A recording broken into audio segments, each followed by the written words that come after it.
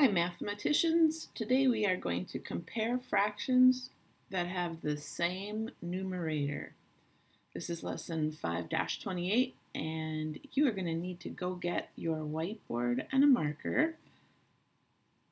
So pause the video and meet me back here in a second. Okay, so comparing fractions with the same numerator, I guess we better make sure we are all 100% rock solid on understanding what is the numerator. Well, a fraction really is made of three parts when we look at it. There's a number on top, a bar in the middle, and a number on the bottom. So these parts have names, and the numerator is the number on top. And in our fraction here, the 2 is the denominator. And yep, we are absolutely expecting you to remember that. So the numerator is the number on top. It tells you a part of the whole thing. So in a fraction, the whole is 1, and the numerator tells you 1 out of 2 parts total. So quick review on that. Here we go. Compare fractions with the same numerator. So I guess we're thinking about things like 1/3 compared to 1/5. See how the numerators are the same? That's what we're going to be doing today, is thinking about things we know when the numerator is the same. So I want you to start by drawing 2 circles. Pause the video, draw 2 circles. Okay? And now I want you to pretend we're talking pizza. Mamma mia, we're talking pizza. Can you please partition both your pizzas into fourths? Fourths. Go ahead, pause the video. All right, you are partitioning into fourths. So your pizzas might look like this. And now I want you to partition the second pizza to double the amount of parts or units. So double the amount. How are we going to do that? Well, maybe you have done something like this. You just split your fourths. So now instead of fourths, we have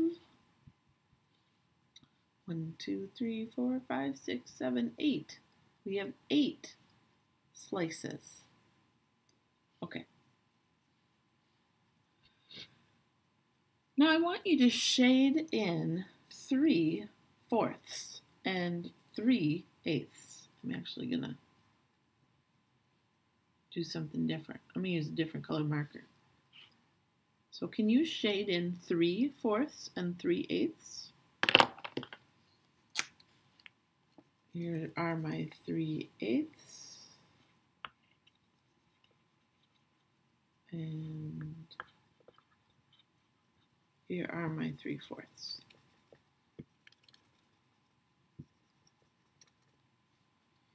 Okay, let's look and see what we've done here. 3/4 are shaded. 3/8 are shaded. The numerator is the same. What can you tell me by looking at the fraction? Let's think about size. Which amount is bigger, 3/4 or 3/8? Yeah, 3/4 is bigger. More is shaded in the pizza with 3/4. So if you were really hungry and there was no limit, which would you want to eat, 3/4 or 3/8? Or maybe you're not really hungry. Would you want to eat 3/4 or 3/8? Well, 3/8. Actually, if you're not really hungry, you might not eat any pizza at all. But the idea is that the numerator is the same. The number of pieces is the same. 3 pieces here, 3 pieces here. But that does not make them equivalent. you can see the fourths are larger. And we know, just because, well, we did this yesterday, didn't we?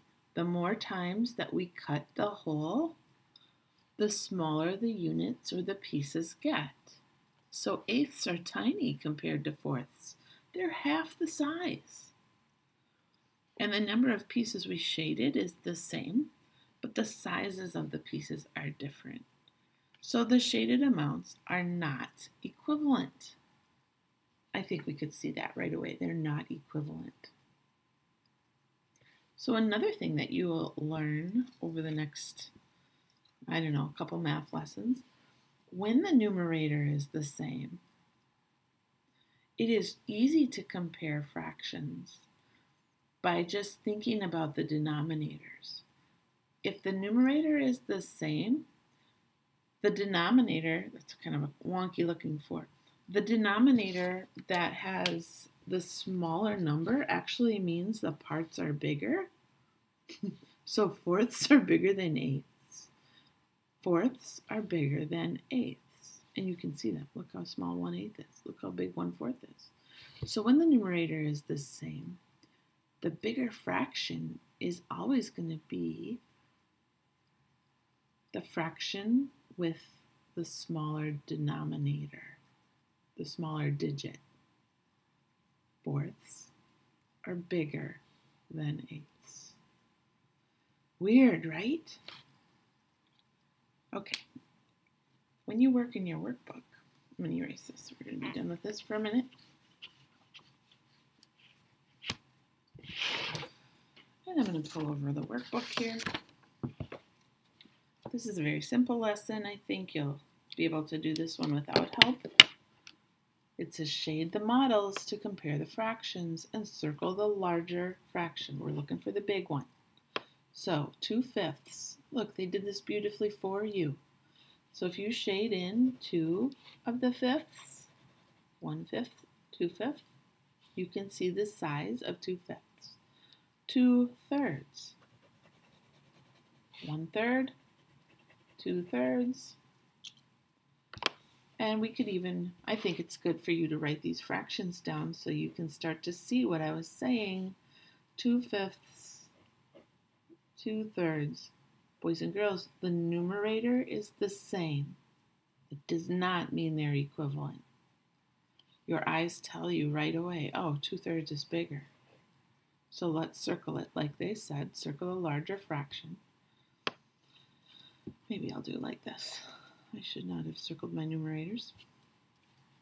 Here's the larger fraction. So what I was saying before on your whiteboard work, 2/5 is smaller than 2/3. And it's easy to compare fractions when the numerators are the same. Because right away you know, oh, fifths are smaller. So if I have 2 of the fifths, that's less than 2 of these big thirds. Let's do one more. 2/10, 2/8. So here are tenths. The whole is cut into 10 parts. That means it's tenths. 2/10. And the numerator 2 is the same, but the number of units is different in this one. This whole only has 8 parts. So 2/8, you can see 2/8 is bigger than 2/10. So this is the bigger fraction. Eighths are bigger than tenths. So when the numerator is the same, it means the eighths is the bigger fraction. Before I color this one, I just want to try this. 3/4, 3/8. Do we need a picture? The numerators are the same, so we can automatically start to think about the size of the denominator. Eighths are smaller than fourths. So if I have 3/8, I know automatically 3/8 is smaller than 3/4. So 3/4 is the bigger one. So boys and girls, I want you to challenge yourself. Maybe just try to think about which is bigger and which is smaller before you shade it in and see it with your eyes. Okay, on the back, the first 2 problems are very simple. Just read it, draw a picture and try it. This one is not too hard, but I thought it's a little more challenging. I'll do this one for you and then we'll be done. Heidi lines up her dolls in order from shortest to tallest. Doll A is 2/4 of a foot tall. 2/4. So I'm going to make just a tall rectangle to represent their size. So doll A is 2/4. Doll B is 2/6 of a foot tall. Really, I could even give you more information. This is 1 foot. Doll B, I'm going to try to make my rectangle be the same size because it's a foot. It says a foot here. So 2/6 foot, that means I need to split my foot into 6 parts. So I'll do 3 up here and 3 down here, and 3 and 3 is 6. Okay, so doll B is 2/6 of a foot tall, 1/6, 2/6, and doll C is 2/3 of a foot tall. Okay, doll C. So thirds, 2/3. I need to make thirds, and I need to shade 2 of my thirds.